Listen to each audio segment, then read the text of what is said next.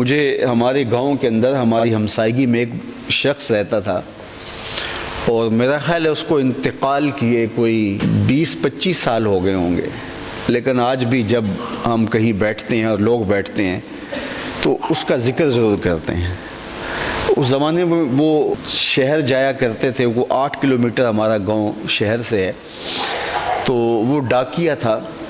تو جتنے بھی گاؤں کے لوگ تھے انہوں نے کوئی چیز منگوانی ہوتی تو اس کو پیسے دے دیتے، تو وہ ان کی چیزیں خرید کے اٹھا کے لایا کرتا تھا، اور پھر لوگوں کے گھر میں ڈاک بھی دیا کرتا تھا، اور لوگوں کے گھر کے اندر جو ہے وہ چیزیں بھی دیا کرتا تھا۔ تو آج اس کی قبر پر بھی رحمتیں برس رہی ہیں، اور لوگوں کی دعائیں آج بھی 25 سال ہو گئے اس کو اس دنیا سے گئے ہوئے، لیکن آج بھی بابا ڈاکیا کو دنیا یاد کرتی ہے، اس لیے کہ وہ لوگوں کی ضرورت کو پورا کرتا تھا، لوگوں کے بوجھ اٹھایا کرتا تھا۔ وَتَحْمِلُ الْكَلَّ،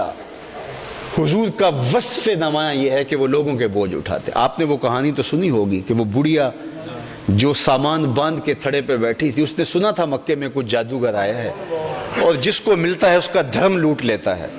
تو اس نے کہا ساری زندگی بتوں سے وفا کرتے گزار دی، تو کہیں ایسا نہ ہو کہ آخری عمر میں اس سے ملاقات ہو جائے اور کہیں دین ہی نہ لوٹ لے، تو میں ساری زندگی وفا کی ہے بتوں سے، تو اس وفا میں ہی مرنا چاہتی ہوں، تو یہاں اتفاق ہے کہ وہ مل جائے تو میں یہ شہر ہی چھوڑ دیتی ہوں۔ تو میکے جانے کا ارادہ کر لیا، اولاد نہیں تھی، شوہر فوت ہو گیا تھا، جو گھر کا تھوڑا بہت سامان تھا باندھ کے تھڑے پہ رکھا، کوئی گزرتا ہوا شخص آئے اس کو کہوں کہ میرے سر پہ رکھ دے، اتنے میں حضور آ گئے،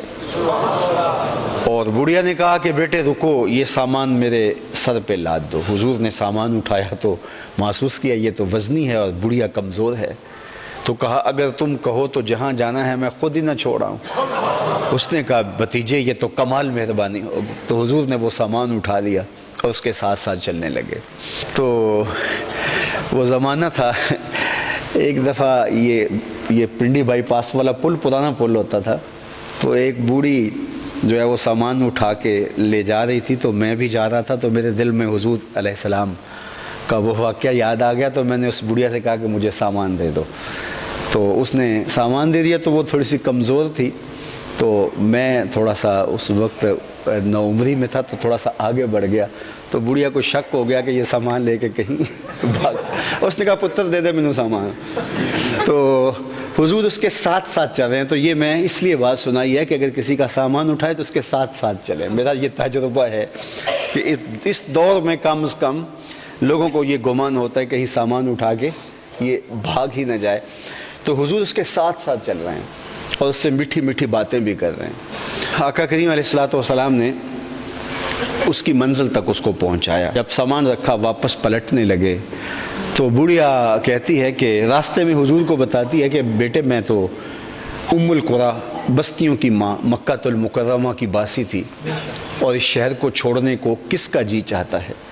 لیکن دین دھرم بھی تو کوئی چیز ہوتی ہے، تو میں اپنا دین بچانے کے لیے شہر چھوڑ کے آ گئی ہوں، تو تم اتنے اچھے ہو کہ میرا سامان یہاں تک پہنچا رہے ہو،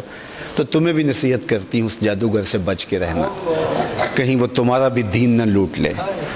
اور پھر سامان حضور نے رکھا تو واپس پلٹنے لگے، تو بڑھیا کہنے لگی بچے اپنا نام بھی تو بتا دے، لوگ پوچھیں گے میرے میکے والے کو شہر کو کیوں چھوڑ آئی ہے، تو میں کہوں گی وہاں جادوگر آیا ہے، تو وہ شہر مکہ کے بارے میں رائے اچھی نہیں رکھیں گے، لیکن میں ان کو یہ بھی بتاؤں گی کہ اگر وہاں جادوگر رہتا ہے تو ایسے سونے جوان بھی رہتے ہیں، ایسے ہمدرد لوگ بھی رہتے ہیں، تو مجھے اپنا نام بتا دو۔ تو حضور نے مڑ کے کہا بڑھیا جس جادوگر سے بھاگ کے آئی ہے وہ تیرے سامنے کھڑا ہے۔ اس نے کہا سچ آپ ہی محمد ہیں؟ فرمایا ہاں میرا ہی نام ہے۔ تو اس نے کہا پھر آپ کا جادو میرے پہ چل گیا ہے، تیری تک کے ادامہ میں مرید ہو گئے۔ لوگوں کے بوجھ اٹھانا یہ حضور کا کام تھا۔ وَتَحْمِلُ الْكَلَّ، یہ حضرت خدیجہ الکبریٰ حضور کے وصف بیان کر رہی ہیں، جن کا کوئی بوجھ اٹھانے والا نہیں ہے۔ وَتَحْمِلُ الْكَلَّ، آپ اس کے بوجھ اٹھاتے ہیں۔